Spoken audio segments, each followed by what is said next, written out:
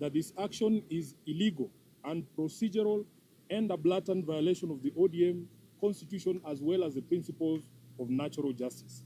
At no time have I been informed of any allegations against me, be they of indiscipline, insubordination, or incompetence in the execution of my duties as the Secretary General. Neither have I been invited to respond to any complaints in and out of the party on any matter that would constitute grounds for removal of a Secretary General. Consequently, no lawful organ of the party has invited me to any hearing.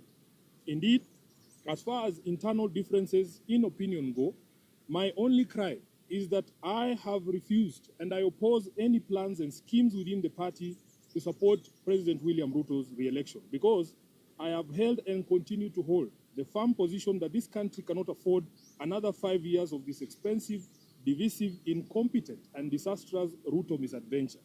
Kleptocracy is not a philosophy that an entire nation can give a second chance.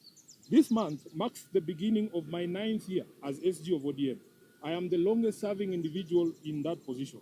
To serve that long at the feet of the enigmatic Raila Odinga needed one to summon all reservoirs of wisdom from all possible sources, but most importantly, to remain a true and loyal student of the great icon. Even in the current circumstances, I would never betray the ideals and principles of my late party leader. I have served this party with loyalty, diligence, and unwavering commitment because I had a leader in Raila who nurtured young people and young leaders and knew how to bring competing interests and egos into one functional movement. Together, we have defended the Constitution, strengthened internal party structures, and safeguarded the voice of millions of Kenyans who believe in social justice and accountable leadership. My record speaks for itself, and it always will. It is in public domain that my opposition to the party's dalliance with Ruto started long before the Right Honorable Raila passed on. He understood my reasons and accommodated them. It is also a known fact that regardless of what political deals Raila struck with different regimes, he would never have allowed his beloved party to be turned into a mere appendage of State House, where decisions are rubber-stamped after instructions are received from the regime. It is painful to note that sections of the party continue to desecrate the legacy and memory of Raila by turning this party into a theater of the illegal. Just last week, on 3rd February, a Gazette notice was released purporting to legitimize the recent changes in party leadership, with the rider asking for public input within 7 days, even though the stated date had lapsed by 3 weeks. Essentially, those who now purport to run the party are aware that, for instance, the new party leader was installed unprocedural and unconstitutional. These shortcuts and illegal edicts reflect the bad manners that progressive institutions and individuals pick up as soon as they get cozy with William Ruto. I leave it to the party members to judge if this really is the path that the Right Honorable Raila Odinga had set for us. Just 4 months after his death, we can all agree that Raila must be turning in his grave. In recent times, many respected personalities within the movement have reached out to me and the rest of the leadership, seeking a middle ground of unity, at least until the National Delegates Convention is called. I may not mention all of them, but the party trustees, and they know themselves, as well as Mama Ida Odinga and Her Excellency Ruth Odinga, the women representative for Kisumu, among others, have worked tirelessly to try and unite the party and renew the spirit of Raila in the party. But it seems the rest of the leadership, answering to instructions from elsewhere, has been unable to embrace dialogue.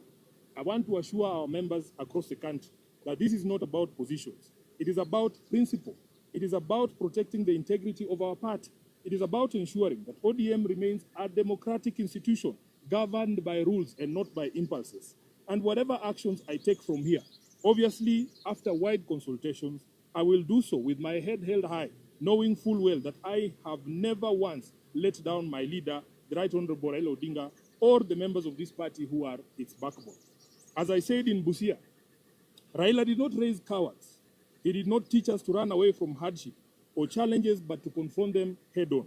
Our party constitution places a responsibility on us to fight for ODM, and fight we shall. Through all lawful means, we shall fight for this great institution until the very end. We will challenge every illegality in the courts of law and in the court of public opinion. Surrender is not an option for us. I urge our members to remain calm, steadfast, and committed to the ideals that brought us together. ODM is bigger than any individual, and it must remain anchored in justice, transparency, and respect for its own constitution. Even as we confront the spectacle of stagnation against progress and liberal versus conservative clashes in our politics, we shouldn't fall for the allure of easy largesse and cheap promises made to the electorate for the sole purpose of perpetuating the age-old slavery visited on citizens of this nation by a regime lacking in legitimacy. I remain a loyal member and the duly elected Secretary General of the ODM party. I remain committed to the struggle for a fair, just, and democratic Kenya. As I navigate this period, I ask for your prayers and goodwill, but most importantly, for all of you to remain vigilant in guarding the freedoms that Raila Odinga taught us never to compromise over. We are the generation that will reach Canaan, as envisaged by the late Raila Amolo Odinga. Nothing will distract us from this endeavor. I am grateful to all of you for all the messages of support, and I want to assure you that we will be back to the grassroots, bigger and more energized, beginning this Sunday in Kitengela. Thank you very much, and God bless you.